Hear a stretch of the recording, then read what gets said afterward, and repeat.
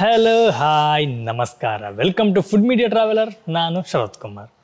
ಸ್ನೇಹಿತರೆ, ನಮ್ಮ ಸುತ್ತಮುತ್ತ ಪ್ರಕೃತಿಯಲ್ಲಿ ನಾವು ಹಲವಾರು ರೀತಿಯ ಗಿಡಗಳನ್ನು ನೋಡ್ತೀವಿ. ಕೆಲವೊಂದು ಗಿಡಗಳು ಔಷಧೀಯ ಗುಣಗಳನ್ನು ಹೊಂದಿದ್ರೆ, ಕೆಲವೊಂದು ಕಳೆಗಿಡಗಳಾಗಿರುತ್ತೆ, ಹಾಗೆ ಇನ್ನು ಕೆಲವು ಅಲಂಕಾರಿಕ ಗಿಡಗಳಾಗಿರುತ್ತೆ. ನೋಡಲಿಕ್ಕೆ ತುಂಬಾ ಚಂದವಾಗಿ ಕಾಣುತ್ತೆ, ಬಹಳ ಖುಷಿ ಅಂತ ಅನಿಸುತ್ತೆ. ನಾವು ಅಲ್ಲಿ ಇಲ್ಲಿ ಹೋದಾಗ ಕೆಲವೊಂದು ಅಲಂಕಾರಿಕ ಗಿಡಗಳನ್ನು ನೋಡಿ ಇದು ಕೂಡ ನಮ್ಮ ಮನೆಯಲ್ಲಿದ್ದರೆ ಎಷ್ಟು ಚೆನ್ನಾಗಿರ್ತಿತ್ತು, ಎಷ್ಟು ಚಂದವಾಗಿದೆ ಅಂತೇಳಿ ನಾವು ಅಂದ್ಕೊಂಡಿದ್ದುಂಟು. ನಾನಿವತ್ತು ನಿಮಗೆ ಒಂದು ಸುಂದರವಾದಂತಹ ಬಹಳ ಚಂದವಾದಂಥ ಒಂದು ಅಲಂಕಾರಿಕ ಗಿಡವನ್ನು ತೋರಿಸ್ತಿದ್ದೀನಿ. ಇಷ್ಟು ದಿನ ನಾವು ಔಷಧಿ ಗಿಡಗಳನ್ನು ನೋಡಿದ್ವಿ, ಇವತ್ತು ನಾವು ಅಲಂಕಾರಿಕ ಗಿಡವನ್ನು ನೋಡೋಣ. ಬನ್ನಿ, ನಾನಿವತ್ತು ಈ ಅಲಂಕಾರಿಕ ಗಿಡವನ್ನು ನಿಮಗೆ ತೋರಿಸ್ತೀನಿ. ಅದಕ್ಕಿಂತ ಮುಂಚೆ ನೀವು ನಮ್ಮ ಚಾನಲ್ಗೆ ಹೊಸಬರಾಗಿದ್ದರೆ ಇವಾಗಲೇ ಸಬ್ಸ್ಕ್ರೈಬ್ ಮಾಡ್ಕೊಳ್ಳಿ, ಹಾಗೆ ಪಕ್ಕದ ಬೆಲ್ ಐಕನ್ನ ಕ್ಲಿಕ್ ಮಾಡಿ ಆಲ್ ಆಪ್ಷನ್ನ ಸೆಲೆಕ್ಟ್ ಮಾಡ್ಕೊಂಡು ನಮ್ಮ ಇದೇ ರೀತಿಯ ಪ್ರತಿಯೊಂದು ವಿಡಿಯೋಗಳ ನೋಟಿಫಿಕೇಶನ್ ಪಡಿಬೋದು. ಹಾಗೆ ವಿಡಿಯೋ ಮಿಸ್ ಮಾಡಿದೆ ಮೊಟ್ಟ ಮೊದಲು ನೀವು ನೋಡಬಹುದು. ಸ್ನೇಹಿತರೆ, ನಾನಿವತ್ತು ನಿಮಗೆ ಒಂದು ಸುಂದರವಾದ ಅಲಂಕಾರಿಕ ಗಿಡವನ್ನು ತೋರಿಸ್ತೇನೆ. ಬನ್ನಿ, ನಾವು ಗಿಡವನ್ನು ನೋಡ್ತಾನೆ ಅದ್ರ ಬಗ್ಗೆ ಮಾಹಿತಿನ ತಿಳ್ಕೊಳ್ತಾ ಹೋಗೋಣ. ಸ್ನೇಹಿತರೆ ನೋಡಿ, ಇದೆ ಕಾಪರ್ ಲೀಫ್ ಗಿಡ. ಇದಕ್ಕೆ ಸನ್ಸೆಟ್ ಬೆಲ್ ಗಿಡ ಅಂತಲೂ ಸಹ ಕರೀತಾರೆ. ಹಾಗೆಯೇ ಇಂಗ್ಲೀಷ್ನಲ್ಲಿ ಇದಕ್ಕೆ ಕ್ರಿಸೋಥೆಮಿಸ್ ಪುಲ್ಚೆಲ್ಲ ಅಂತ ಹೇಳಿ ಸಹ ಕರೀತಾರೆ. ಹಾಗೆಯೇ ಬ್ಲ್ಯಾಕ್ ಫ್ಲೆಮಿಂಗೋ ಅಂತಲೂ ಸಹ ಕರೆಯುವಂಥದ್ದು. ತುಂಬ ಚಂದವಾದಂತಹ ಗಿಡ ಇದು. ಈ ಗಿಡ ಹೆಚ್ಚಾಗಿ ನೆರಳಿರುವಂತಹ ಪ್ರದೇಶದಲ್ಲಿ ಜಾಸ್ತಿ ಬೆಳೆಯುತ್ತೆ. ನಿಮ್ಮ ಮನೆಯ ಗಾರ್ಡನ್ ಇದ್ದರೆ ಆ ಗಾರ್ಡನ್ ಸಹ ಈ ಗಿಡವನ್ನು ನೆಡ್ಬೋದು. ಆ್ಯಕ್ಚುಲಿ ನಾವು ನೋಡಿ ಒಂದು ಪಾಟಲ್ಲಿ ಹಾಕಿಟ್ಟಿರುವಂಥದ್ದು ತುಂಬ ಚೆನ್ನಾಗಿ ಬಂದಿದೆ. ಇದರಲ್ಲಿ ತುಂಬ ಚಂದವಾದಂತಹ ಹೂ ಬರುತ್ತೆ ನೋಡಿ. ಕೆಳಗಡೆ ಕೇಸರಿ ಬಣ್ಣವನ್ನು ಹೊಂದಿದ್ದು, ಹೂವು ಹಳದಿ ಬಣ್ಣವನ್ನು ಹೊಂದಿರುತ್ತೆ. ಹಾಗೆ ಅದರಲ್ಲಿರುವಂತಹ ಕೆಲವೊಂದು ಡೀಟೇಲ್ ನೋಡಿ, ತುಂಬ ಚೆನ್ನಾಗಿದೆ. ಡೀಟೇಲಿಂಗ್ ಅಂತೂ ಭಾರಿ ಚೆಂದಾಗಿದೆ, ಬಹಳ ಸುಂದರವಾಗಿ ಕಾಣುವಂಥ ಗಿಡ. ಇದರಲ್ಲಿ ಆ್ಯಕ್ಚುಲಿ ಹೂ ಕಮ್ಮಿ ಇದೆ, ಹೂ ತುಂಬ ಇದ್ದರೆ ಇನ್ನೂ ಚಂದವಾಗಿ ಕಾಣುತ್ತೆ. ಈ ಗಿಡವನ್ನು ನಾವು ಮನೆಯ ಒಳಗಡೆ ಸಹ ಬೆಳಿಬೋದು. ಸ್ವಲ್ಪ ಮನೆ ಒಳಗಡೆ ಚಂದವಾಗಿ ಕಾಣಬೇಕು ಅಂತೇಳಿ ಒಂದು ಗಿಡಗಳ ನೆಡುವಂಥ ಹವ್ಯಾಸಿಗಳಿರ್ತಾರೆ. ಅಂಥವರಿಗೆ ಈ ಒಂದು ಗಿಡ ತುಂಬ ಚಂದವಾಗಿ ಕಾಣಿಸ್ಲಿಕ್ಕೆ ಒಂದು ಸಹಾಯ ಮಾಡುತ್ತೆ. ಇದು ಪ್ರತಿದಿನ ಹೂ ಬಿಡುವಂಥ ಗಿಡ.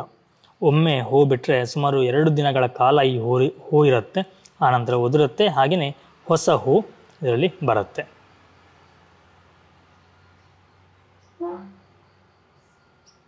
ಈ ಗಿಡಕ್ಕೆ ಪ್ರತಿದಿನ ನೀರಿನ ಅವಶ್ಯಕತೆ ಇದೆ. ನಾವು ನೀರು ಪ್ರತಿದಿನ ಹಾಕಿದರೆ ತುಂಬ ಚೆನ್ನಾಗಿ ಬೆಳೆಯುತ್ತೆ. ಒಂದು ವೇಳೆ ನಾವು ನೀರು ಹಾಕೋದು ಕಡಿಮೆ ಆದರೆ ಈ ಗಿಡ ಸಾಯುತ್ತೆ, ಅಥವಾ ಬೇಸಿಗೆಯಲ್ಲೂ ಸಹ ಈ ಗಿಡ ಸಾಯುತ್ತೆ ತುಂಬ ಬಿಸಿಲಾದಾಗ.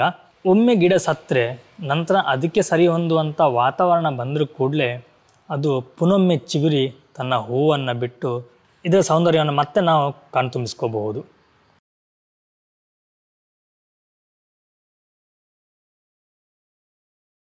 ಈ ಗಿಡದ ಕಾಂಡದ ಕೆಳಗಡೆ ಗಡ್ಡೆ ಇರೋದ್ರಿಂದ ಇದು ಗಡ್ಡೆಯಿಂದ ಚಿಗುರುವಂತಹ ಗಿಡ. ಹಾಗಾಗಿ ಈ ಗಿಡ ಸತ್ರೂ ಅಲ್ಲಿರುವಂಥ ಗಡ್ಡೆ ಹಾಗೇ ಇರುತ್ತೆ. ಅದಕ್ಕೆ ಸರಿ ಹೊಂದುವಂಥ ವಾತಾವರಣ ಬಂದರೂ ಕೂಡಲೇ ಮತ್ತೊಮ್ಮೆ ಆ ಗಡ್ಡೆಯಿಂದ ಗಿಡ ಚಿಗುರುತ್ತೆ. ಸ್ನೇಹಿತರೆ, ನಿಮ್ಮಲ್ಲಿ ಎಷ್ಟು ಜನರ ಮನೆಯಲ್ಲಿ ಈ ಗಿಡ ಇದೆ ನಮಗೆ ಕಮೆಂಟಲ್ಲಿ ತಿಳಿಸಿ. ಹಾಗೆಯೇ ಎಷ್ಟು ಜನ ಈ ಗಿಡವನ್ನು ತಮ್ಮ ಮನೆಯ ಒಳಗೆ ನೆಟ್ಟಿದ್ದೀರಿ ಅನ್ನೋದನ್ನು ಸಹ ನಮಗೆ ಕಮೆಂಟಲ್ಲಿ ತಿಳಿಸಿ. ನೋಡಿ, ದೂರದಿಂದ ಎಷ್ಟು ಚೆನ್ನಾಗಿ ಕಾಣುತ್ತೆ.